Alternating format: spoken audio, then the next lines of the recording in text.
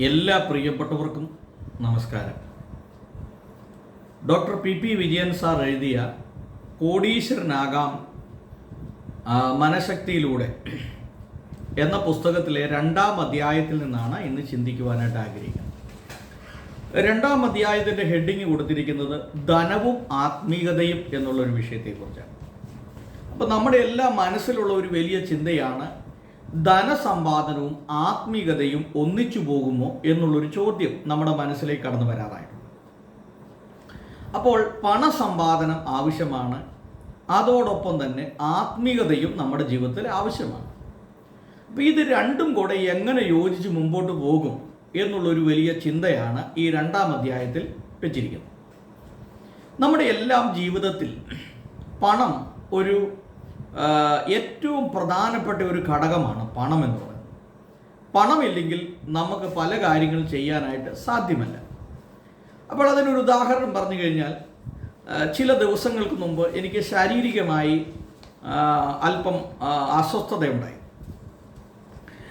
അങ്ങനെ ഒരു 2 ആഴ്ചയോളം ഈ ശാരീരികമായ അസ്വസ്ഥതയിൽ മുമ്പോട്ട് പോയി. ശരീരത്തിന് വളരെയധികം ഒരു ബലഹീനത സംഭവിച്ചു. അപ്പോൾ എന്നെ സ്ഥിരം വിളിക്കാറുള്ള എൻ്റെ ഒരു സ്നേഹിതൻ, അദ്ദേഹം എന്നെ വിളിച്ചിട്ട് പറഞ്ഞു, ബ്രദറെ, ഈ ചുമ, അതുപോലെ കഫക്കെട്ട്, ഇങ്ങനെ ഈ 2 ആഴ്ചയായിട്ട് നിൽക്കുമ്പോൾ ബ്രദറിൻ്റെ ശരീരം വളരെയധികം ക്ഷീണിതമായ അവസ്ഥയിലായി. അപ്പോൾ ബ്രദർ ഒരു 2 കിലോ ആട്ടിറച്ചി മേടിച്ച് വേവിച്ചങ്ങ് കഴിക്കാൻ പറഞ്ഞു. ആട്ടിറച്ചി മേടിച്ചിട്ട് അത് കുരുമുളകും ഉപ്പും ഒക്കെ ഇട്ട് വേവിച്ചങ്ങ് കഴിക്കാൻ പറഞ്ഞു. ശരീരത്തിന് നല്ല ഒരു ആരോഗ്യം കിട്ടും. അപ്പം 1 കിലോ ആട്ടിറച്ചിയുടെ വില 600 രൂപ. അപ്പം 2 കിലോ ആട്ടിറച്ചി മേടിക്കണമെങ്കിൽ 1200 രൂപ. അപ്പം ഞാൻ ആ സ്നേഹിതനോട് പറഞ്ഞു, ഞാൻ ഇങ്ങനെ ആട്ടിറച്ചി ഒന്നും മേടിച്ച് കഴിക്കുന്ന ആളല്ല. ഇറച്ചി കഴിക്കണമെന്ന് ആഗ്രഹമുണ്ടെങ്കിൽ കോഴി ഇറച്ചി മേടിക്കും, അതിനാണെങ്കിൽ 200 രൂപ. അപ്പോൾ 600 രൂപ കൊടുത്ത് ആട്ടിറച്ചി മേടിച്ച് കഴിക്കുക എന്ന് പറയുന്ന ഒരു സാഹചര്യം പൊതുവെ ഞാൻ അങ്ങനെ ചെയ്യാറില്ല. അപ്പോൾ അദ്ദേഹം എന്നോട് പറഞ്ഞൊരു മറുപടി ഉണ്ട്, ബ്രദറെ, ആദ്യം ശരീരം നോക്കണം, ആരോഗ്യം സംരക്ഷിക്കണം. ആ ആരോഗ്യം സംരക്ഷിക്കുന്നതിന് നമ്മൾ ചിലപ്പോൾ പണം ചെലവഴിക്കേണ്ടി വരും. അപ്പോൾ 2 കിലോ ആട്ടിറച്ചി 1200 രൂപ കൊടുത്ത് മേടിക്കാൻ എന്തുകൊണ്ടാണ് ഒരു സാധാരണക്കാരൻ ബുദ്ധിമുട്ടുന്നത്? അപ്പോൾ ചിലവരോടൊക്കെ ചോദിച്ചു കഴിഞ്ഞാൽ, ആട്ടിറച്ചി ജീവിതത്തിൽ കഴിച്ചിട്ടില്ലാത്ത ആളുകളുണ്ട്. ആരുടെയെങ്കിലുമൊക്കെ കല്യാണത്തിനൊക്കെ പോകും, പ്രധാനമായിട്ട് ഈ മുസ്ലിങ്ങളുടെ കല്യാണത്തിനൊക്കെ പോകുമ്പോൾ ഈ ആട്ടിറച്ചി കിട്ടും. അപ്പോൾ ഇങ്ങനെ ജീവിതത്തിൽ ഇന്ന് വരെ ആട്ടിറച്ചി കഴിക്കാത്ത പല ആളുകളുമുണ്ട്. അതിൻ്റെ വില എന്ന് പറഞ്ഞാൽ ഇവിടെ ഉത്തർപ്രദേശിൽ 600 രൂപയാണ്, കേരളത്തിൽ എത്രയാണെന്ന് എനിക്കറിയില്ല. അപ്പോൾ ഇത്രയും വില കൊടുത്ത് ആട്ടിറച്ചി മേടിച്ച് കഴിക്കുക എന്ന് പറഞ്ഞാൽ അസാധ്യമാണ്. അതിൻ്റെ കാരണം എന്താണ്? പണമില്ലാത്തത് കൊണ്ടാണ്. ഇത് കഴിക്കണമെന്നുള്ള ആഗ്രഹമില്ലാഞ്ഞിട്ടല്ല, മറിച്ച് ഇത് വാങ്ങിച്ച് കഴിക്കാനുള്ള സാമ്പത്തിക നിലവാരമില്ലാത്തത് കൊണ്ടാണ്. അപ്പോൾ ഈ സ്നേഹിതൻ എന്നോട് പറഞ്ഞു, അതൊന്നും നോക്കിയിട്ട് കാര്യമില്ല, പാസ്റ്റർ ഒരു സ്കൂളൊക്കെ നടത്തുന്ന ആളല്ലേ എന്നൊക്കെ പറഞ്ഞ് എന്നെ വിളിച്ചിട്ട്. അപ്പം ഞാൻ പറഞ്ഞു വന്ന ആശയം ഇത്രയേ ഉള്ളൂ, പണം ഇല്ലെങ്കിൽ നമുക്ക് ജീവിതത്തിൽ ഒന്നും നമുക്ക് വാങ്ങിക്കാൻ സാധ്യമല്ല. ഇപ്പം മാർക്കറ്റിലേക്ക് ഇറങ്ങി പച്ചക്കറി വാങ്ങിക്കണമെങ്കിലും അല്ലെങ്കിൽ എന്തെങ്കിലും വാങ്ങിക്കണമെങ്കിൽ തൻ്റെ പ്രിയപ്പെട്ടവൾക്ക്, അല്ലെങ്കിൽ ഭാര്യ, മക്കൾക്ക്, അമ്മയ്ക്ക്, അച്ഛന്, ഇവർക്കൊക്കെ അവർ ഒരു ഡ്രസ്സ് മേടിച്ച് കൊടുക്കണമെങ്കിൽ പോലും, അല്ലെങ്കിൽ ഇവരെ കൊണ്ട് ഒരു ടൂറ് പോകണമെങ്കിൽ പോലും ഇതിനൊക്കെ പണം വേണം. പണമില്ലാതെ ജീവിച്ചാൽ ഇതൊന്നും നമുക്ക് സാധ്യമല്ല. പണം നമുക്കുണ്ടെങ്കിൽ മാത്രമേ നമുക്ക് പല കാര്യങ്ങളും ചെയ്യാനായിട്ട് സാധിക്കുകയുള്ളൂ. എന്നാൽ പണസമ്പാദനത്തിനോടൊപ്പം തന്നെ ആത്മീയത എങ്ങനെ മുമ്പോട്ട് പോകും എന്നുള്ളതിനെക്കുറിച്ചാണ് ഈ വിഷയത്തിൽ ഇതിൽ സംസാരിക്കുന്നത്. അപ്പോൾ പണം ഉണ്ടാക്കുന്നത് ഒരു പാപമാണ് എന്ന് ചിന്തിക്കുന്ന സമൂഹത്തിൽ ഏറ്റവും ലളിതമായ ജീവിതം, ഈ ലളിതമായ ജീവിതം എന്നുള്ളതുകൊണ്ട് ഉദ്ദേശിക്കുന്നത് എന്താണ്? 100 രൂപയുടെ ഒരു ഷർട്ട് വാങ്ങിച്ചിടുന്നതാണോ ലളിതമായ ജീവിതം? അപ്പം അതിനെക്കുറിച്ചൊക്കെ നമ്മൾ മനസ്സിലാക്കിയിരിക്കുന്ന ചിന്താഗതികൾക്ക് വ്യത്യാസമുണ്ട്. അപ്പോൾ ലളിതമായ ജീവിതം നയിക്കുക എന്ന് പറയുമ്പോൾ അതിനെക്കുറിച്ച് നമ്മൾ മനസ്സിലാക്കിയിരിക്കുന്ന കാഴ്ചപ്പാടുകൾക്ക് വ്യത്യാസമുണ്ട്. അപ്പോൾ പണം സമ്പാദിക്കരുത് എന്ന് നമ്മൾ പഠിപ്പിക്കുമ്പോൾ മനുഷ്യന് പണിയെടുക്കാനും അല്ലെങ്കിൽ അധ്വാനിക്കാനുമുള്ള അവൻ്റെ ആ ചിന്തകൾക്കാണ് വ്യത്യാസം വരുന്നത്. അതുകൊണ്ട് പണിയെടുക്കുക, അധ്വാനിക്കുക, പണമുണ്ടാക്കുക, അത് സാമൂഹിക നന്മകൾക്ക് വേണ്ടി ഉപയോഗിക്കുക, കുടുംബത്തിൻ്റെ ആവശ്യങ്ങൾക്ക് വേണ്ടി വിനിയോഗിക്കുക എന്നുള്ളത് നമ്മൾ മനസ്സിലാക്കേണ്ട ഒരു കാര്യമാണ്. അതുകൊണ്ടാണ് വേദോസം പറയുന്നത്, മടിയ നീ ഉറുമ്പിൻ്റെ അടുക്കൽ ചെല്ലുക, അതിൻ്റെ വഴിയെ നോക്കി ബുദ്ധി പഠിക്കുക എന്നാണ് രേഖപ്പെടുത്തിയിരിക്കുന്നത്. അത് കൊയ്ത്ത് കാലത്ത് തീൻ ശേഖരിച്ചു വയ്ക്കുന്നു എന്നാണ് നമ്മൾ പഠിക്കുന്നത്. ഇനി ലോകത്ത് ഇന്നോളം ഉണ്ടായിട്ടുള്ള സകല മതഗ്രന്ഥങ്ങളിലും പണത്തിൻ്റെ ആവശ്യകതയെക്കുറിച്ച് പറഞ്ഞിട്ടുണ്ട്. നമുക്കുള്ള സ്വത്ത് ഇല്ലാത്തവനുമായി പങ്കുവെക്കുമ്പോഴാണ് ജീവിതം ആസ്വാദകരമാകുന്നത് എന്നാണ് മതഗ്രന്ഥങ്ങൾ പറഞ്ഞിട്ടുള്ളത്. ഉദാഹരണം, ക്രിസ്തീയ വിശ്വാസത്തെക്കുറിച്ച് പറഞ്ഞാൽ പഴയ നിയമം നമ്മൾ പഠിക്കുമ്പോൾ നിങ്ങൾക്കുള്ള സമ്പത്തിൻ്റെ 1/10 നിങ്ങൾ ദേവാലയത്തിലേക്ക് കൊണ്ടുവരണം എന്ന് പറഞ്ഞിരിക്കും. എന്തിനാണ്? അത് ദേവാലയത്തിൻ്റെ പ്രവർത്തനങ്ങൾക്ക് വേണ്ടിയിട്ടും അതുപോലെ സാധാരണക്കാരായിട്ടുള്ള പാവപ്പെട്ട ആളുകളെ സഹായിക്കാനും ഒക്കെയാണ് ഈ സമ്പത്ത് വിനിയോഗിക്കുന്നത്.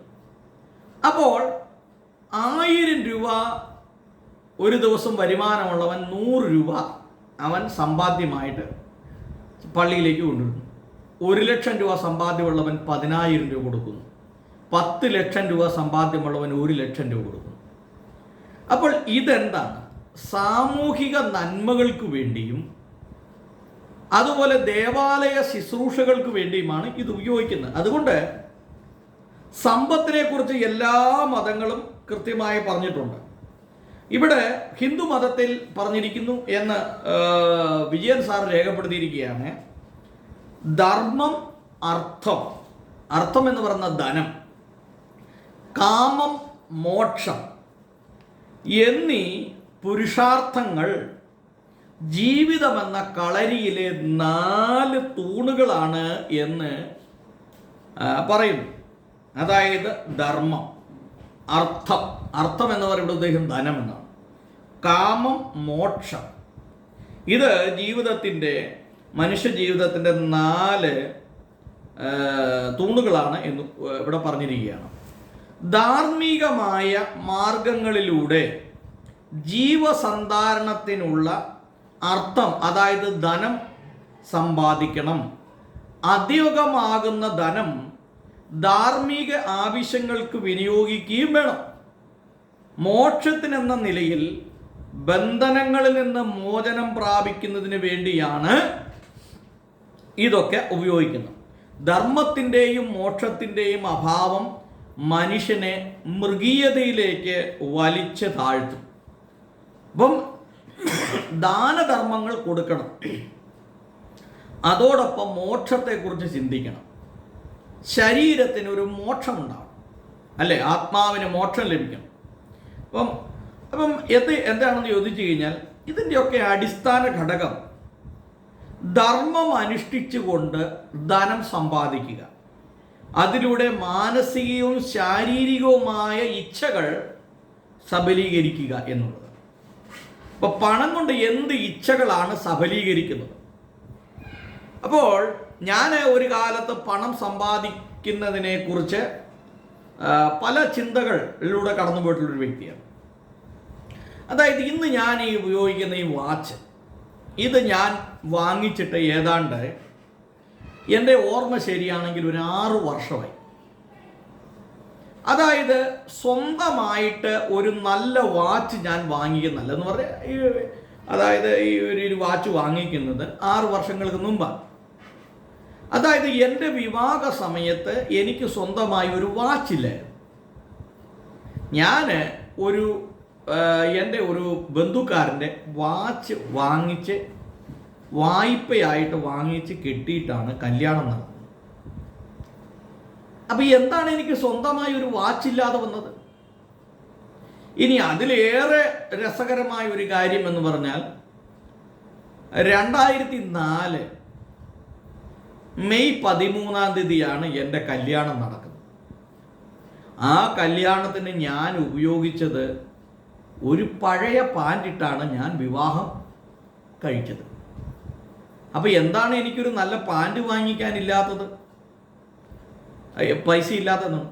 അപ്പോൾ പണത്തെക്കുറിച്ചുള്ള എൻ്റെ കാഴ്ചപ്പാടിൻ്റെ വ്യത്യാസമാണത്.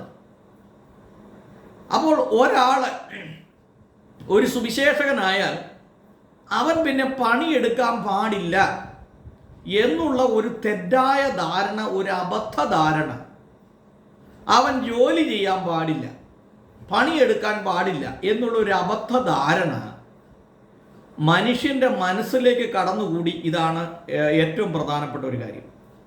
അപ്പോൾ പണമില്ലെങ്കിൽ എന്ത് ചെയ്യാം? നമ്മുടെ പല ആഗ്രഹങ്ങളും നടക്കില്ല. ഇതാണ് ഇതിൻ്റെ അകത്ത് രേഖപ്പെടുത്തിയിരിക്കുന്നത്. അപ്പോൾ സ്വന്തമായി ഒരു വാച്ച് വാങ്ങിച്ച് കയ്യിൽ കെട്ടാനില്ലാത്തതിൻ്റെ കാരണം പണിയെടുക്കുകയല്ലാത്തതുകൊണ്ടാണ്. ജോലി ചെയ്യാനുള്ള മടി, ശരീരത്ത് അല്ലെ കയ്യിലും കാലിലും ചെളി പറ്റും എന്നുള്ള ഒരു തോന്നൽ, ഇതാണ് ഇതിൻ്റെ പ്രധാനപ്പെട്ട ഒരു ഘടകം എന്ന് പറയുന്നത്. അപ്പോൾ എല്ലാ സമസ്ത മേഖലകളിലും നമ്മൾ പണിയെടുക്കാൻ കഴിയണം. പണ്ടത്തെ കാലത്ത് അമ്മമാരൊക്കെ കോഴിയെ വളർത്തുമായിരുന്നു, അതിൻ്റെ മുട്ട വിൽക്കുമായിരുന്നു, ചിലത് പള്ളി കൊണ്ടേ കൊടുക്കുമായിരുന്നു. കോഴികളെ വളർത്തിയും താറാവിനെ വളർത്തിയും മുയലിനെ വളർത്തിയും ഒക്കെ പൈസ ഉണ്ടാക്കുമായിരുന്നു. അപ്പോൾ ഇങ്ങനെ പല കാര്യങ്ങൾ നമുക്ക് ചെയ്യാനായിട്ട് സാധിക്കും. അപ്പോൾ പണമില്ലാത്തത് കൊണ്ട് അത് മനുഷ്യനെ, പണത്തിൻ്റെ ഒരു അഭാവം മനുഷ്യനെ എന്ത് ചെയ്യുന്നു, പല കാര്യങ്ങളും അവർക്ക് ചെയ്യാനായിട്ട് അവർക്ക് സാധിക്കുന്നില്ല. ഇതാണ് ഈ സംഭവിക്കുന്നത്. ധർമ്മം അനുഷ്ഠിച്ചുകൊണ്ട് അർത്ഥം നേടുക, അതിലൂടെ മാനസികവും ശാരീരികവുമായ ഇച്ഛകൾ. അപ്പം നമ്മുടെ മനസ്സിനും ശരീരത്തിനും ആഗ്രഹങ്ങളുണ്ട്. എന്താണ് ആഗ്രഹം? മനസ്സിൻ്റെ ആഗ്രഹങ്ങൾ എന്താ? മനസ്സിൻ്റെ ആഗ്രഹങ്ങൾ എന്ന് പറയുന്നത് കഴിഞ്ഞപ്പോൾ ഞാൻ വിവാഹിതനാണ്, എനിക്ക് ഭാര്യയുണ്ട്, 3 കുട്ടികളുണ്ട്. ഈ 3 കുട്ടികളുടെയും വിദ്യാഭ്യാസപരമായ കാര്യങ്ങൾ, അവരുടെ മറ്റ് ചിലവുകൾ, ഇതെല്ലാം വഹിക്കുക എന്നുള്ളത് എൻ്റെ ഉത്തരവാദിത്തത്തിൽപ്പെട്ട കാര്യമാണ്. അതിൽ നിന്ന് എനിക്ക് ഒഴിഞ്ഞു മാറാൻ കഴിയില്ല. എൻ്റെ കുട്ടികളുടെ വിദ്യാഭ്യാസത്തിൻ്റെ ചിലവിൽ നിന്ന് എനിക്ക് ഒഴിഞ്ഞു മാറാൻ സാധിക്കില്ല. അവർക്ക് നല്ല വസ്ത്രങ്ങൾ വാങ്ങിക്കൊടുക്കുക, അവരുടെ ആവശ്യങ്ങൾ നിറവേറ്റുക എന്നുള്ളതിൽ നിന്ന് എനിക്ക് ഒഴിഞ്ഞു നിൽക്കാൻ പറ്റത്തില്ല. ഞാൻ എന്ത് ചെയ്യണം? അവർക്ക് ആവശ്യമുള്ള വിദ്യാഭ്യാസ കാര്യങ്ങൾ ചെയ്തു കൊടുക്കണം, അതിന് പണം മുടക്കണം. നല്ലൊരു വിദ്യാഭ്യാസം ലഭിക്കണമെങ്കിൽ നല്ലൊരു കോളേജിലോ സ്കൂളിലോ പറഞ്ഞു വിടണം. അവിടെ പഠിക്കുന്നതിന് നല്ല ഫീസ് കൊടുക്കണം. ഫീസ് ഇല്ലാതെ മുമ്പോട്ട് പോകാൻ പറ്റത്തില്ല. അവർക്ക് നല്ല വസ്ത്രം വാങ്ങിച്ചു കൊടുക്കണം. പണ്ടത്തെ പോലെ ഞങ്ങളൊക്കെ ഉപയോഗിച്ചിരുന്ന മുണ്ടും ഷർട്ടും കഴുത്തയിലൊരു തോർത്തും അല്ല ഇന്നത്തെ കാലത്തുള്ളത്. പിള്ളേർക്ക് നല്ല ജീൻസ് വേണം, അതുപോലെ ഷോർട്ട്സ് വേണം, ഷർട്ട് വേണം, ടീഷർട്ട് വേണം, കയ്യിൽ വാച്ച് വേണം, അവർ നല്ലൊരു ഫോൺ വേണം. ഇതൊക്കെ അവരുടെ ജീവിതത്തിലെ ആഗ്രഹങ്ങളാണ്. ഈ ആഗ്രഹങ്ങൾക്കൊത്ത് നമുക്ക് ചെയ്യാൻ കഴിഞ്ഞില്ലെങ്കിൽ പിള്ളേരൊക്കെ വഴിതെറ്റിപ്പോകും. അവർ പണത്തിൻ്റെ പുറകെ പിന്നാലെ പോകും. ഇതാണ്. അപ്പോൾ കുടുംബത്തിൻ്റെ ആവശ്യമാണെങ്കിലും ഭാര്യയ്ക്ക് ഒരു നല്ല സാരി വാങ്ങിച്ചു കൊടുക്കണം. ഇതൊക്കെ നമ്മുടെ ജീവിതത്തിലെ ഒരു വലിയ ആഗ്രഹമാണ്. ബർത്ത്ഡേക്കായാലും എവിടെയെങ്കിലും പോയിട്ട് വരുന്ന സമയത്താണെങ്കിലും ഭാര്യയ്ക്കും അമ്മയ്ക്കും അച്ഛനും അവർക്കൊക്കെ നല്ല വസ്ത്രങ്ങളൊക്കെ വാങ്ങിച്ചു കൊടുക്കുകയും അവരുടെ ആവശ്യങ്ങൾ നിറവേറ്റുകയും ചെയ്യുന്നത് നമ്മുടെ ഉത്തരവാദിത്തമാണ്. പൈസ ഇല്ലാത്തവനെ സംബന്ധിച്ചിടത്തോളം അവൻ എന്ത് ചെയ്യും? അവൻ പണം ഉണ്ടാക്കാനായിട്ട് ശ്രമിക്കണം. അല്ല എങ്കിൽ ജീവിതം ഒരിക്കലും സുരക്ഷിതത്വമായിരിക്കില്ല എന്നുള്ളതാണ് ഇവിടെ നമുക്ക് കാണുവാനായിട്ട് കഴിയുന്നത്. എന്താണ് ധർമ്മം? അടുത്ത് ചോദിക്കണം, എന്താണ് ധർമ്മം? എന്താണ് ധർമ്മം എന്ന് വളരെ ലളിതമായി പറഞ്ഞാൽ, ഒരു വ്യക്തി ഇവിടെ ജീവിതത്തിൽ വിഭിന്ന ഘട്ടങ്ങളിൽ അയാൾ അനുഷ്ഠിക്കേണ്ട കാലോചിതമായ കർമ്മമാണ്. ഒരു മനുഷ്യൻ ജീവിതത്തിൽ അനുഷ്ഠിക്കേണ്ട കർമ്മങ്ങൾ എന്തൊക്കെയാണ്? ഇല്ലേ? ഇപ്പം ഞാൻ ജനിച്ച് വളർന്നു. ഞങ്ങൾ 4 സഹോദരങ്ങളാണ്. അതായത് 3 സഹോദരന്മാരും 1 സഹോദരി. ഞങ്ങൾ 4 മക്കളാണ്. അച്ഛനുണ്ട്, അമ്മയുണ്ട്, ചാച്ചൻ മരിച്ചുപോയി. ബാക്കി 5 പേരുണ്ട്. അപ്പോൾ ചാത്തൻ ജീവിച്ചിരുന്ന കാലഘട്ടങ്ങളിൽ ഞങ്ങൾ അനുഷ്ഠിക്കേണ്ട ഒരു ധർമ്മം എന്താ? അപ്പോൾ നമുക്ക് ജനിച്ചു വളർന്ന് നമ്മുടെ ധർമ്മം എന്ന് പറയുന്നത് നമുക്ക് സ്കൂളിൽ പറഞ്ഞയക്കുമ്പോൾ നമ്മൾ സ്കൂളിൽ പോകണം, പഠിക്കണം, മാതാപിതാക്കളുടെ ആഗ്രഹത്തിനൊത്ത് വളരണം, നല്ല ജോലി സമ്പാദിക്കണം, അപ്പനെയും അമ്മയെയും നോക്കണം. ഇതെല്ലാം നമ്മുടെ ജീവിതത്തിലെ ഒരു ധർമ്മമാണ്, അല്ലേ? അപ്പോൾ ഈ ധർമ്മം നമ്മൾ പാലിക്കണമെങ്കിൽ നമ്മൾ ഓരോ കാലഘട്ടങ്ങളിലൂടെയാണ് കടന്നു പോകുന്നത്. ഇന്നിപ്പോൾ ഞാൻ ഒരു പിതാവാണ്, എനിക്ക് 3 മക്കളുണ്ട്. അപ്പോൾ തന്നെ ഞാൻ ഒരു ഭർത്താവാണ്. അപ്പോൾ തന്നെ ഞാൻ ഒരു മകനാണ്. എൻ്റെ അമ്മയ്ക്ക് ഞാനൊരു മകനും, എൻ്റെ ഭാര്യയ്ക്ക് ഞാൻ ഒരു ഭർത്താവും, എൻ്റെ കുട്ടികൾക്ക് ഞാനൊരു പിതാവുമാണ്, ഇല്ലേ? അപ്പോൾ ഞാൻ എൻ്റെ കുട്ടികളുടെ ആവശ്യം നിർവഹിക്കണം ഒരു പിതാവ് എന്ന നിലയിൽ. ഒരു ഭർത്താവ് എന്ന നിലയിൽ എൻ്റെ ഭാര്യയുടെ ആവശ്യങ്ങൾ നിർവഹിച്ചു കൊടുക്കണം. അവളെ മാനസികവും ശാരീരികവുമായി സന്തോഷിപ്പിക്കണം, ഇല്ലേ? ഞാൻ ഒരു മകൻ എന്ന നിലയ്ക്ക് എൻ്റെ അമ്മയ്ക്ക് ആവശ്യമായിട്ടുള്ള മരുന്നുകൾ, ഭക്ഷണങ്ങൾ, വസ്ത്രം വാങ്ങിച്ചു കൊടുക്കണം. അതോടൊപ്പം തന്നെ ഞാൻ ഒരു സ്കൂൾ നടത്തുന്ന വ്യക്തി എന്ന നിലയ്ക്ക് എൻ്റെ സ്കൂളിൽ പഠിക്കുന്ന കുട്ടികൾക്ക് ഞാൻ നല്ലൊരു മാതൃകയുള്ളവനായിരിക്കണം. അവരിൽ നിന്ന് ഫീസ് വാങ്ങിക്കുന്നെങ്കിൽ അതിന് തത്തുല്യമായ ഒരു വിദ്യാഭ്യാസം ഞാൻ അവർക്ക് കൊടുക്കണം, ഇല്ലേ? അതെൻ്റെ ഉത്തരവാദിത്തത്തിൽപ്പെട്ട കാര്യമാണ്. അപ്പോൾ തന്നെ ഞാനൊരു സുവിശേഷകൻ എന്ന നിലയ്ക്ക് എൻ്റെ സഭയിലുള്ള വിശ്വാസികൾ അല്ലെങ്കിൽ ഞാനുമായി ബന്ധപ്പെട്ട് നിൽക്കുന്ന ആളുകൾ, അവരുമായിട്ടുള്ള ഉത്തരവാദിത്വം എന്നെ നിർവഹിക്കണം. എന്നെ പല ആളുകളും ഫോൺ വിളിക്കുന്നുണ്ട്, പലരുടെയും ഫോൺ എനിക്ക് എടുക്കാൻ പറ്റുന്നില്ല. അപ്പോൾ അതും ഒരു പ്രശ്നമാണ്. അപ്പോൾ അവർ വിളിക്കുമ്പോൾ ഞാൻ അവരോട് പ്രതികരിക്കണം. അല്ലെങ്കിൽ അവർ വിചാരിക്കും ഇദ്ദേഹം ഈ ഫോൺ നമ്പർ എല്ലാം ഇട്ടിട്ട് വിളിച്ചാൽ ഫോണും എടുക്കുകയില്ല എന്നുള്ള ഒരു ചിന്ത അവർക്കുണ്ടാകും. ചിലർ ചിലപ്പോൾ അവരുടെ എന്തെങ്കിലും ഒരു മാനസിക സംഘർഷങ്ങളിൽ നിന്നായിരിക്കും വിളിക്കുന്നത്. അവരെ ആശ്വസിപ്പിക്കുക, അവർക്ക് വേണ്ടി പ്രാർത്ഥിക്കുക, അവർക്ക് ഉപദേശങ്ങൾ പറഞ്ഞു കൊടുക്കുക. ഇതൊക്കെ എൻ്റെ ജീവിതത്തിൻ്റെ ഒരു വലിയ ഘടകമാണ്, അഭാജ്യമായ ഒരു ഘടകമാണ്. ഞാനിതൊക്കെ ചെയ്യണമെന്നുള്ളത്. അപ്പോൾ എൻ്റെ ജീവിതത്തിലെ ധർമ്മം അത് ഞാൻ അനുഷ്ഠിക്കണ്ടേ? ഒന്ന് ആലോചിക്കും. അപ്പോൾ നാം ദുഷ്ടചിന്തകൾ മനസ്സിനെ കടന്നാക്രമിക്കാതെ നമ്മൾ നോക്കണം. നമ്മൾ ഈ ജീവിത കാലഘട്ടങ്ങൾ കടന്നു പോകുമ്പോൾ നമുക്ക് ഒരുപാട് ശത്രുക്കളുണ്ടാകും, മിത്രങ്ങളുണ്ടാകും. അപ്പോഴും നമ്മുടെ മനസ്സ് എപ്പോഴും ശുദ്ധിയുള്ളതായിരിക്കണം. വേദപുസ്തകം പറയുന്നു, ഹൃദയശുദ്ധിയുള്ളവൻ ഭാഗ്യവാൻ, അവൻ ദൈവത്തെ കാണും. ദൈവത്തെ കാണണമെങ്കിൽ ഹൃദയശുദ്ധി ഉണ്ടാകണം. ദുഷ്ടചിന്തകൾ മനസ്സിനെ കടന്നാക്രമിക്കുമ്പോൾ മനസ്സ് മലിനപ്പെടും. ആ മനസ്സിനെ നിയന്ത്രിക്കുക. കാമക്രോധാദികളുടെ ജ്വാലയിൽ ഹൃദയം കത്തിയെരിയും. ഈ ജ്വാലയെ ശമിപ്പിച്ചാൽ ആനന്ദം പ്രദാനം ചെയ്യാൻ ലഭിക്കും എന്നുള്ളതാണ് ഇവിടെ രേഖപ്പെടുത്തിയിരിക്കുന്നത്. അപ്പോൾ നമ്മൾ മനസ്സിലാക്കേണ്ട, നമ്മുടെ ശരീരം എന്ന് പറയുന്നത് പല ചിന്തകൾ, വിചാരങ്ങൾ ഒക്കെ നിറഞ്ഞാണ്. ലൈംഗിക ആസക്തികളില്ലാത്ത ആരെങ്കിലും ഉണ്ടോ? പറ. എല്ലാവർക്കും ലൈംഗികപരമായ ആസക്തിയുണ്ട്. അപ്പോൾ ഇതൊക്കെ നമ്മുടെ ശരീരത്തെ ദൈവം തന്നിട്ടുള്ള കഴിവുകളാണ്. അപ്പോൾ ഇതൊക്കെ ലൈംഗിക ആസക്തിയുണ്ട്, ദേഷ്യം വരുന്ന സ്വഭാവമുണ്ട്, ദുഷ്ടചിന്തകൾ നമ്മുടെ മനസ്സിനെ കീഴടക്കുന്നുണ്ട്. അപ്പോൾ ഇതെല്ലാം നമ്മൾ മനസ്സിലാക്കണം. ധനം സമ്പാദിക്കാൻ ശ്രമിക്കുന്ന ഒരു തെറ്റാണ് എന്ന് ആരെങ്കിലും കരുതുന്നുണ്ടെങ്കിൽ ആ ധാരണ തിരുത്തണം. ഒരാചാര്യനും ഒരു മതവും അതിനെക്കുറിച്ച് പറയുന്നില്ല. ധനം ദുഃഖകരമാകുന്നത് അതിനോട് നാം പുലർത്തുന്ന മനോഭാവം കൊണ്ടാണ്. പണം സമ്പാദിച്ച് സുരുക്കൂട്ടി വെച്ചിട്ട് ഒരു വ്യക്തികൾക്ക് പോലും ഒരു ഉപകാരം ചെയ്യാത്ത എത്രയോ ആളുകളുണ്ട്. അവർക്ക് ആ ധനം എപ്പോഴും ഒരു ഭീഷണിയായി അവരുടെ മുമ്പിൽ നിൽക്കും. അപ്പം ധനം മനുഷ്യൻ്റെ ഒരു ഉപകരണമാണ്. ഇത് വിക്രയങ്ങൾ ചെയ്യാനായിട്ടുള്ളതാണ്. നമ്മുടെ കയ്യിൽ നിന്ന് അത് മറ്റുള്ളവരിലേക്ക് പോകും. പക്ഷേ അത് ഒരിക്കലും പണം സമ്പാദനം എന്നുള്ളത് നമ്മുടെ ഒരു ലക്ഷ്യം അല്ല. പണം നമ്മൾ സമ്പാദിക്കുക എന്നുള്ള ലക്ഷ്യം മാത്രം നമ്മുടെ ഉള്ളിൽ ഉണ്ടാകരുത്. ഒരു ഗൃഹനാഥനെ സംബന്ധിച്ചിടത്തോളം വസ്തുവകകളും സമ്പത്തും ധനവും അത്യാവശ്യമാണ്. ധർമ്മത്തിൻ്റെ വഴിയെ സഞ്ചരിച്ച് തൻ്റെയും കുടുംബത്തിൻ്റെയും സഹജീവികളുടെയും ആവശ്യങ്ങൾ നിറവേറ്റുക എന്നാണ് നിറവേറ്റണം. അത് അദ്ദേഹത്തിൻ്റെ ജീവിതത്തിലെ ഒരു സംതൃപ്തിയാണ്. എന്താണ്?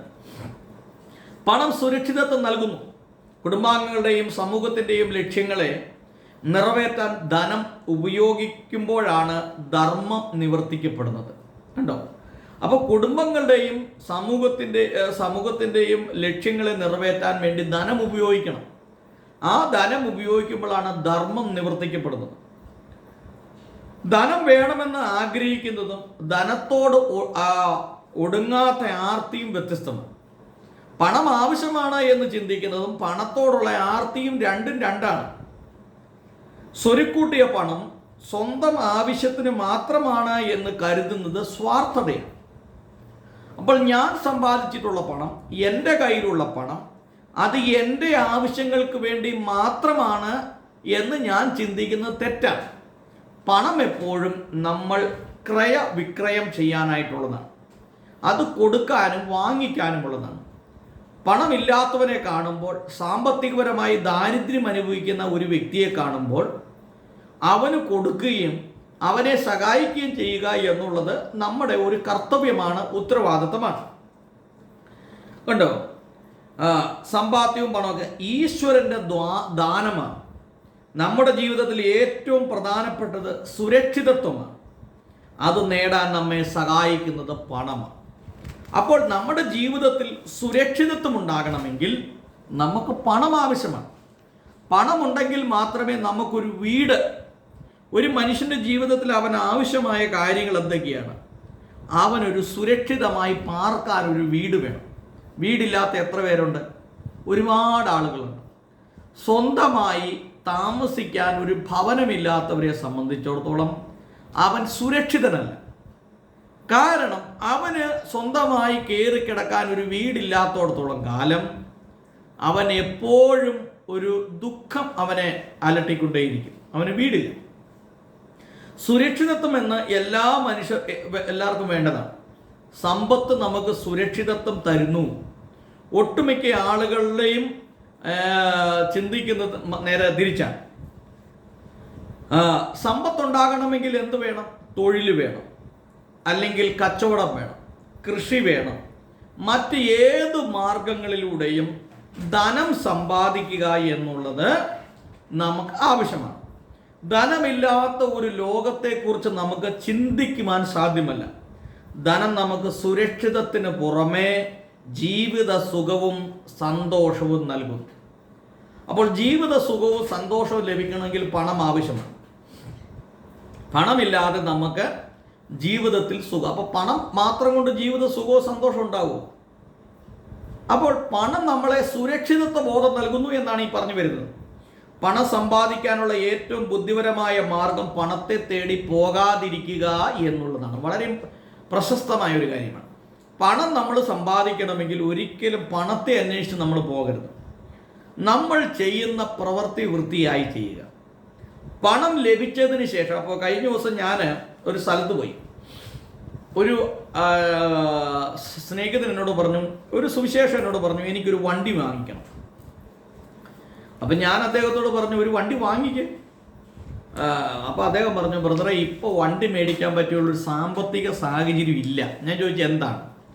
അപ്പോൾ അദ്ദേഹം പറഞ്ഞു, എൻ്റെ മുമ്പിൽ ഒരു കാര്യമുണ്ട്, എൻ്റെ മകളെ വിവാഹം കഴിപ്പിച്ചു വിടണം. എനിക്ക് അല്പം ബാധ്യതകളുണ്ട്. അപ്പം ഞാൻ ചോദിച്ചു, മകളെ കല്യാണം കഴിപ്പിച്ച് വിട്ട് കഴിയുമ്പോഴത്തേക്കും 1 വർഷം കഴിയുമ്പോൾ മകൾക്ക് കുട്ടികളുണ്ടാകും. പിന്നെ അതിൻ്റെ കാര്യം നോക്കണം. അപ്പോൾ അത് കഴിഞ്ഞ് കഴിയുമ്പോഴത്തേക്കും പിന്നെ അവരുടെ പഠനം നോക്കണം. ഇതെല്ലാം നോക്കി നമുക്ക് ഒരിക്കലും ഒരു എന്തെങ്കിലും കാര്യം ചെയ്യാൻ പറ്റില്ല. വണ്ടി വാങ്ങിക്കാൻ തീരുമാനിച്ചാൽ അപ്പോൾ മേടിച്ചോണം. പണം ത്തെക്കുറിച്ച് ചിന്തിച്ചു വ്യാകുലപ്പെട്ടിട്ട് കാര്യമില്ല. നമ്മൾ ഒരു സ്റ്റെപ്പ് മുമ്പോട്ടെടുത്ത് വെക്കുമ്പോൾ മറ്റൊരു വഴി അതിനു വേണ്ടി തുറന്നു വരും. ഇതാണ് ഞാനീ പറഞ്ഞു വരുന്നത്. അപ്പം അതുകൊണ്ട് പണം നമ്മെ തേടി എത്തണം. അതിനായി നമ്മൾ ചെയ്യേണ്ടത് ഏറ്റവും മികച്ച കഴിവുകളെ കണ്ടെത്തി നമ്മൾ ചെയ്യുന്ന തൊഴിലിനെ നമ്മൾ വിശാലമാക്കുക എന്നുള്ളതാണ്. നാം നമ്മുടെ തൊഴിലിനെ ആത്മാർത്ഥമായി സ്നേഹിക്കുന്നുണ്ടെങ്കിൽ, അതുവഴി നമുക്ക് മറ്റുള്ളവരെ സേവിക്കാൻ കഴിയുന്നുണ്ടെങ്കിൽ, പിന്നെ വേണ്ടത് ധനമാണ്. അത് തീർച്ചയായും നമ്മെ തേടിയെത്തും. പണം നമ്മെ തേടിയെത്തും. നിങ്ങൾ ചെയ്യുന്ന തൊഴിൽ, അതായത് നമ്മൾ ചെയ്യുന്ന തൊഴിൽ ആത്മാർത്ഥമായിട്ട് ചെയ്യാൻ തയ്യാറായാൽ പണം നമ്മെ തേടിയെത്തും. നമ്മുടെ സ്ഥാപനങ്ങൾ പലപ്പോഴും വിജയിക്കാതെ പോകുന്നതിൻ്റെ പ്രധാനപ്പെട്ട ഒരു ഘടകം എന്ന് പറയുന്നത് നാം ചെയ്യുന്ന തൊഴിലിനോട് നമുക്ക് ആത്മാർത്ഥതയില്ല എന്നുള്ളതാണ്. സുവിശേഷകനായിക്കൊള്ളട്ടെ, അല്ലെങ്കിൽ കൃഷിക്കാരനായിക്കൊള്ളട്ടെ, കച്ചവടക്കാരനായിക്കൊള്ളട്ടെ, ആരുമായിക്കൊള്ളട്ടെ, ചെയ്യുന്ന തൊഴിലിനോട് ആത്മാർത്ഥതയും സത്യസന്ധതയും ഇല്ലാതെ വരുന്നതുകൊണ്ടാണ് നമുക്ക് പണം ലഭിക്കാതെ വരുന്നത്. നമ്മൾ ചെയ്യുന്ന തൊഴിലിനോട് 100% ആത്മാർത്ഥതയും സത്യസന്ധതയും നമുക്കുണ്ടെങ്കിൽ നമുക്ക് തീർച്ചയായിട്ടും നമുക്ക് പണം സമ്പാദിക്കാൻ കഴിയും എന്നാണ് ഇതിൽ നിന്ന് മനസ്സിലാക്കുവാനായിട്ട് കഴിയുന്നത്. കൂടുതൽ പണം നേടാനായി ഏറെ കഷ്ടപ്പെട്ട് ജോലി ചെയ്യാൻ തുടങ്ങുമ്പോൾ ഓരോരുത്തരും സ്വയം ചോദിക്കണം, ഞാൻ സുരക്ഷിതനാണോ?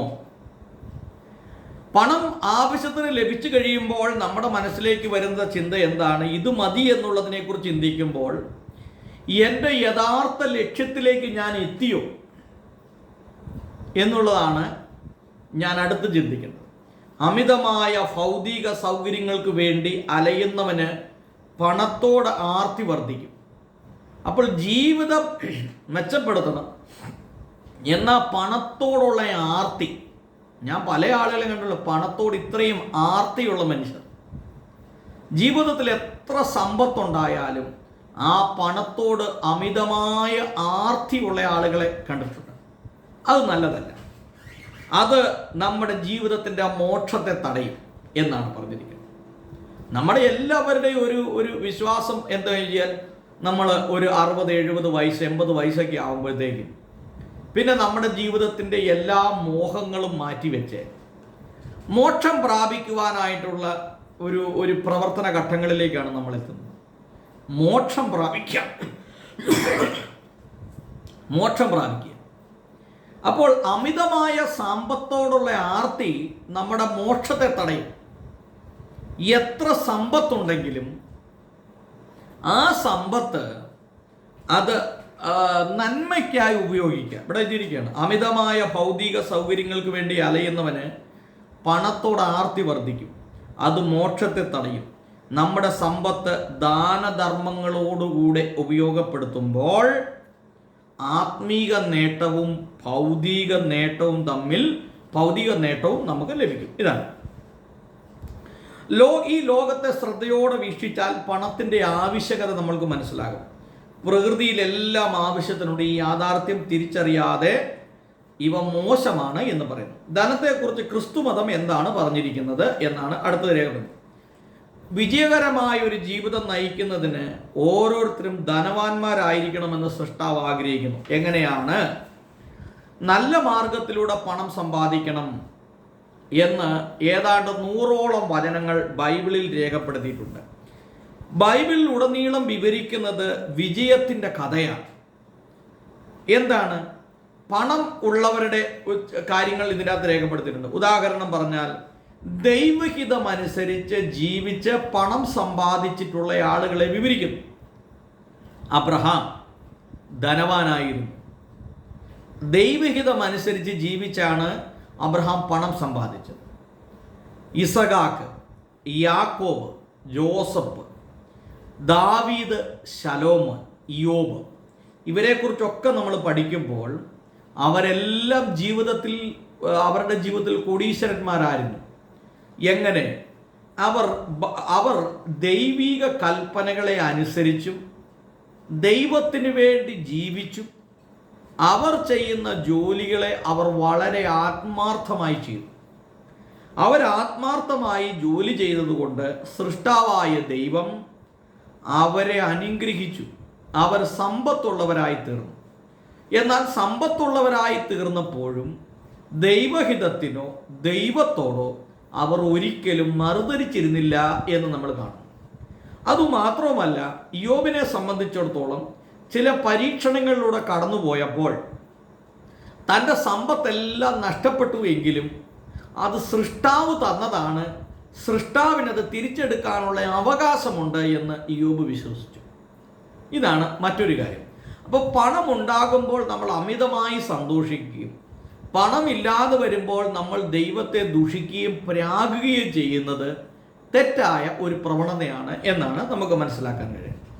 അപ്പോൾ പണം നമ്മുടെ ജീവിതത്തിൽ ആവശ്യമാണെങ്കിൽ അത് തരുന്നത് സൃഷ്ടാവായ ദൈവമാണെന്നും അത് സാമൂഹിക നന്മകൾക്കും ജീവകാരുണ്യത്തിനും വേണ്ടിയിട്ടും നമുക്ക് ആവശ്യത്തിനുള്ള പണം എടുത്തതിന് ശേഷം അത് ഉപയോഗിക്കണമെന്ന് സൃഷ്ടാവ് ആഗ്രഹിക്കുന്നു. അതിലൂടെയാണ് നമുക്ക് മോക്ഷം പ്രാപിക്കാനായിട്ട് സാധിക്കുന്നത് എന്നാണ്. ഇനി ബൈബിളിൽ പറയുന്ന പണവുമായിട്ട് ബന്ധപ്പെട്ട് പറയുന്ന 7 പ്രധാനപ്പെട്ട ശ്രദ്ധേയമായ കാര്യങ്ങളിലൂടെ വിവരിക്കുന്നു. ഒന്ന്, അളവറ്റ സമ്പത്ത്. അതായത് ഈ ഭൂമുഖത്തുള്ള എല്ലാ മനുഷ്യർക്കും 2 ഏക്കർ ഭൂമി വീതം നൽകുവാൻ മാത്രമുള്ള ഭൂപ്രദേശം നോർത്ത് അമേരിക്കയിലുണ്ട്. അതായത് നോർത്ത് അമേരിക്ക മാത്രം എടുത്താൽ നമ്മുടെ ഈ ഭൂമിയിലുള്ള ആളുകൾക്ക് മുഴുവൻ 2 ഏക്കർ സ്ഥലം വെച്ച് കൊടുക്കാൻ സാധിക്കും എന്നാണ് വിജയൻ സാറ് പറയുന്നത്. അതുപോലെ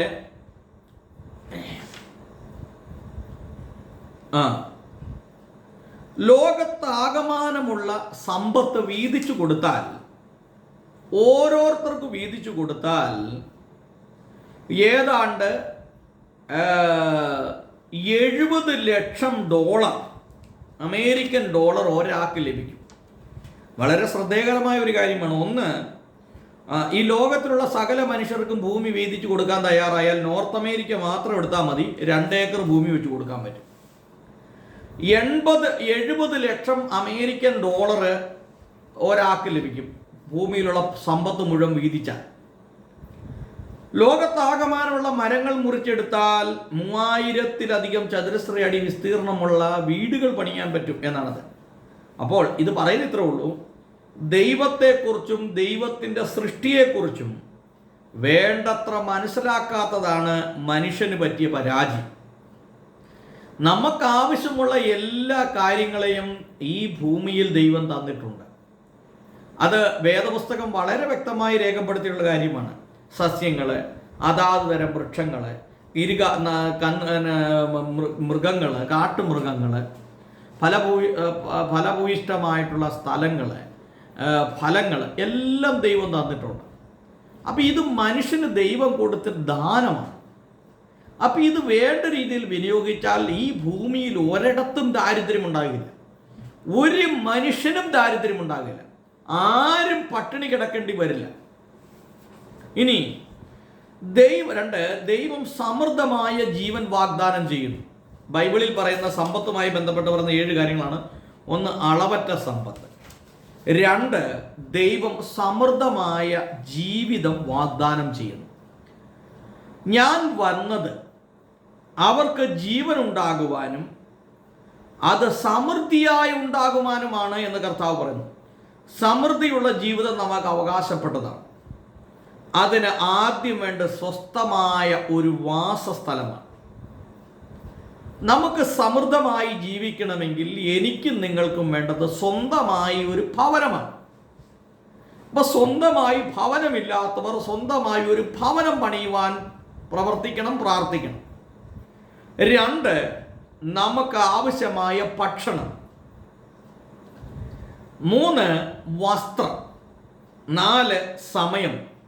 ഇവയുണ്ടെങ്കിൽ മാത്രമേ നമുക്ക് തികഞ്ഞ ഒരു ആത്മീക ജീവിതം നയിക്കാനായിട്ട് സാധിക്കുകയുള്ളൂ.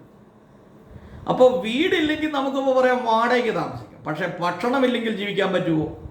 വസ്ത്രമില്ലെങ്കിൽ ജീവിക്കാൻ പറ്റുമോ? പറ്റില്ല. അപ്പോൾ നമുക്ക് ഭക്ഷണം വേണം, പാർപ്പിടം വേണം, വസ്ത്രം വേണം. ഇതൊക്കെ ഉണ്ടെങ്കിൽ മാത്രമേ നമുക്ക് ഒരാത്മീകത നിറഞ്ഞ ഒരു സന്തോഷകരമായ ഒരു ജീവിതം നയിക്കാനായിട്ട് സാധ്യമായുള്ളൂ. അപ്പോൾ ഇതിനൊക്കെ ആവശ്യമായി വേണമെങ്കിൽ നമുക്ക് പണം വേണം. അപ്പോൾ പണം ഇല്ലാതെ ഇതൊന്നും നമുക്കൊരു വീട് വയ്ക്കാനോ സമ്പത്ത് വസ്ത്രം വാങ്ങിക്കാനൊന്നും സാധ്യമല്ല. 3, എല്ലാവരും ധനവാന്മാരായിരിക്കണമെന്ന് ദൈവം ആഗ്രഹിക്കുന്നു. വാക്യം, പ്രിയനെ, നിന്റെ ആത്മാവ് ശുഭമായിരിക്കുന്നത് പോലെ നീ സകലത്തിലും ശുഭമായും സുഖമായും ഇരിക്കണമെന്ന് ഞാൻ ആഗ്രഹിക്കുന്നു, പ്രാർത്ഥിക്കുന്നു. ബൈബിളിലെ വചനം. അപ്പൊ എല്ലാവരും ശുഭമായി സുഖമായി ഇരിക്കണം, സന്തോഷവാന്മാരായിരിക്കണം. അപ്പോൾ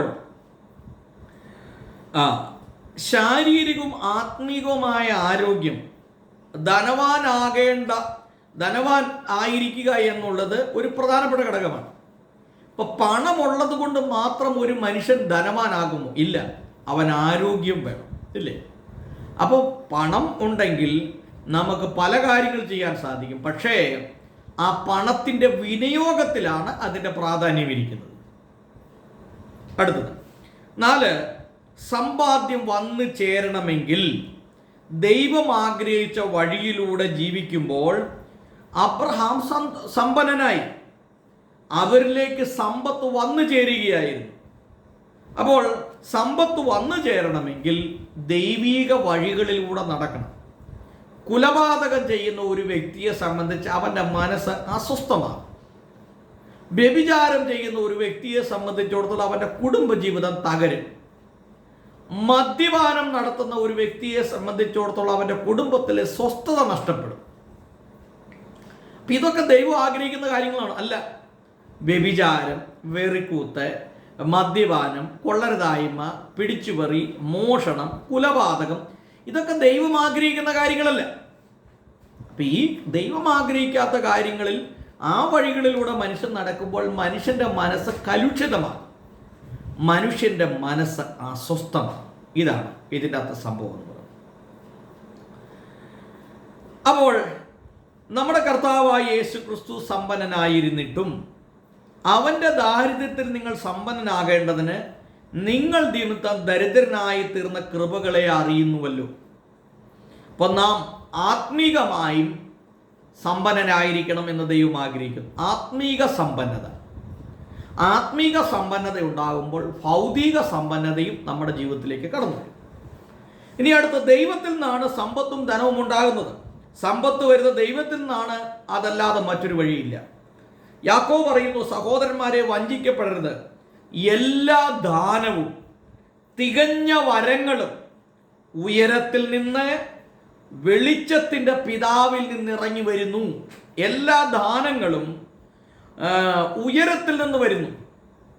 എല്ലാ തികഞ്ഞ വരങ്ങളും ഉയരത്തിൽ നിന്ന് വെളിച്ചങ്ങളുടെ പിതാവിൽ നിന്ന് വരുന്നു. നമുക്ക് നല്ലതൊക്കെ സംഭവിക്കുന്ന ദൈവത്തിൽ നിന്നാണ്. ദൈവത്തിൽ നമുക്ക് വിശ്വസിക്കാം. ദൈവം മാറ്റമില്ലാത്തവനാണ്. 6, ദൈവം നമുക്ക് ധനമാർജിക്കാനുള്ള ശക്തി തരുന്നു. ദൈവമായ കർത്താവിനെ ഓർക്കുക, സമ്പത്ത് ആർജിക്കുവാനുള്ള കരുത്ത് നമുക്ക് ലഭിക്കുന്നു. അപ്പോൾ ധനവാനാകാൻ ഉള്ള ശക്തി തരുന്ന ദൈവമാണ്. ധനവാനാകണമെന്ന ആഗ്രഹം നമ്മിലില്ലെങ്കിൽ ധനവാനാകാനുള്ള ശക്തി നമുക്ക് എങ്ങനെ ഉണ്ടാകും? അപ്പോൾ പണത്തോട് ആഗ്രഹമുണ്ടെങ്കിൽ മാത്രമേ പണം ഉണ്ടാകുകയുള്ളൂ. പണത്തോട് ആഗ്രഹമില്ലെങ്കിൽ പണം ഉണ്ടാകില്ല. ഇതാണ് ധനവാനാകുക എന്ന ഓരോരുത്തരുടെയും ജന്മാവകാശമാണ്. എന്നാൽ നാം ധനം ആർജിച്ചില്ലെങ്കിൽ ദൈവം നമുക്ക് നൽകിയ വാഗ്ദാനവും നഷ്ടപ്പെടും. നമ്മൾ മനസ്സിലാക്കാം. അപ്പോൾ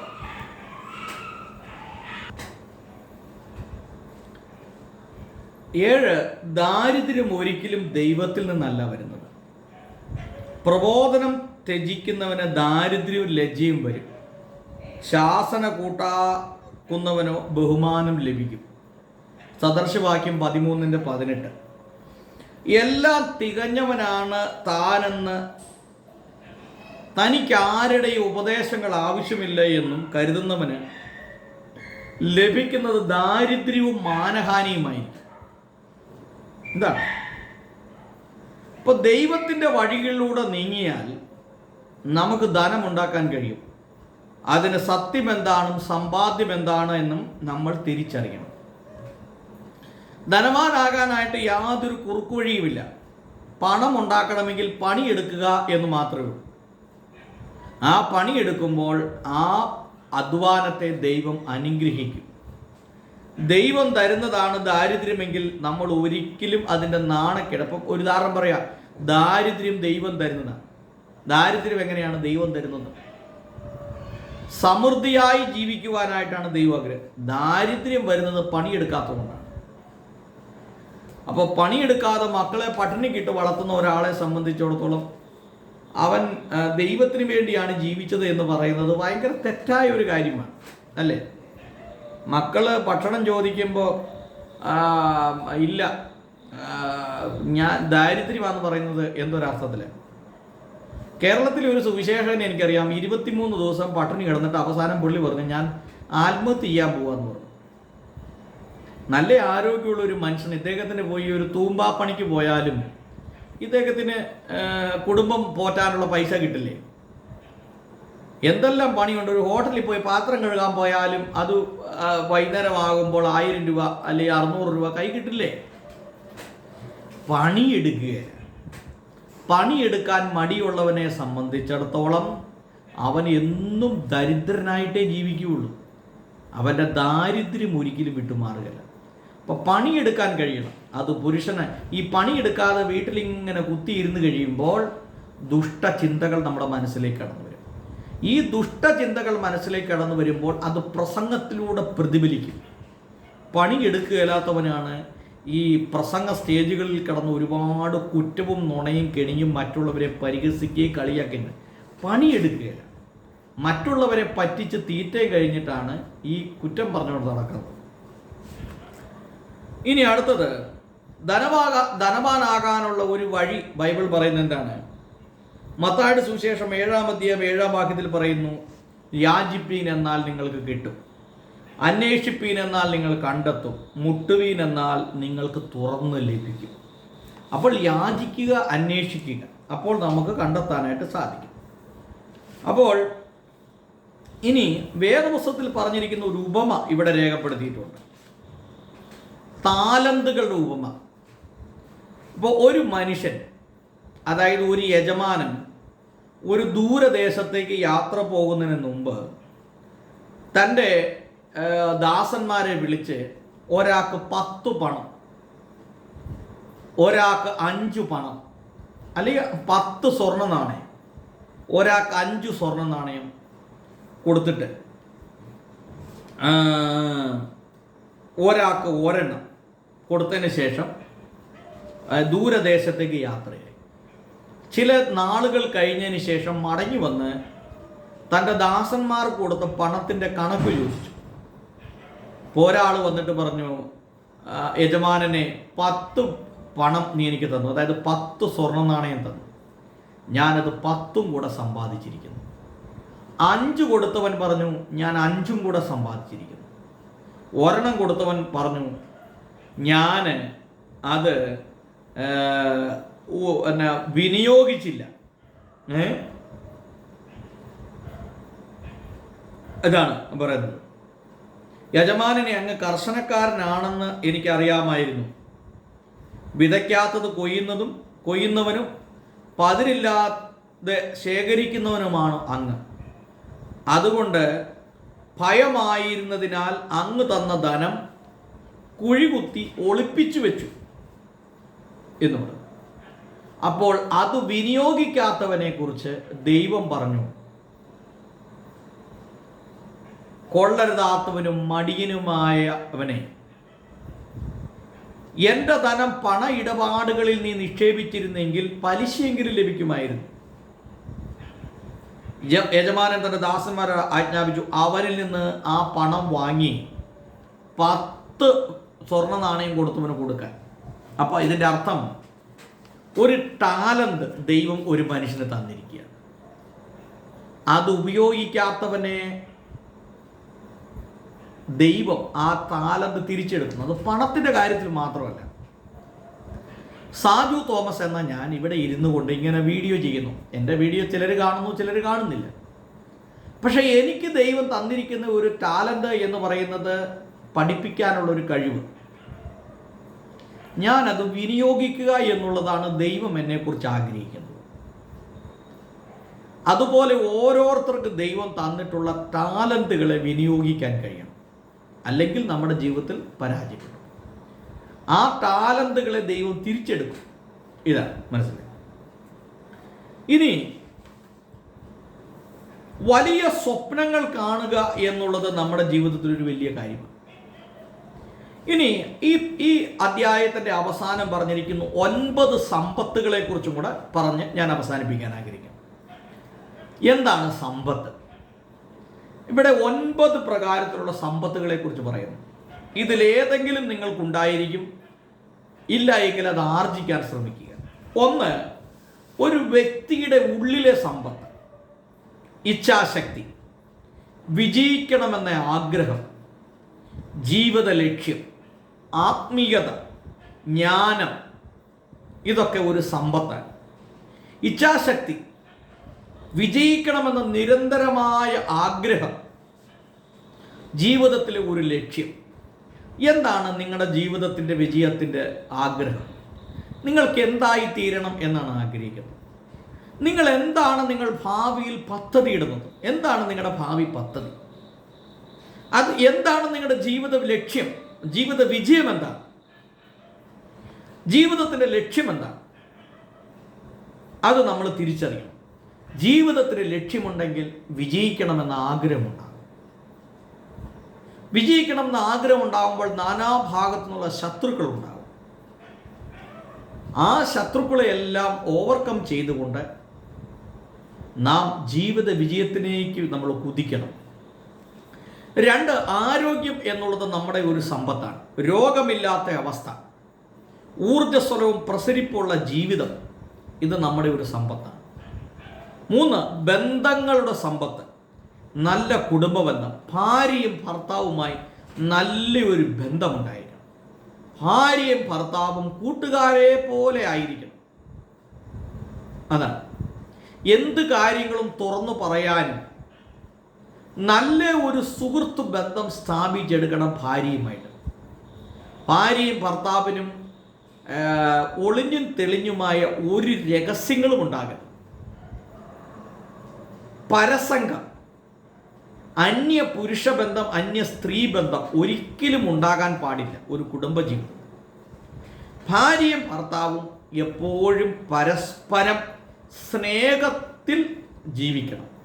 എല്ലാ കാര്യങ്ങളും മനസ്സ് തുറന്ന് പറയാൻ കഴിയണം.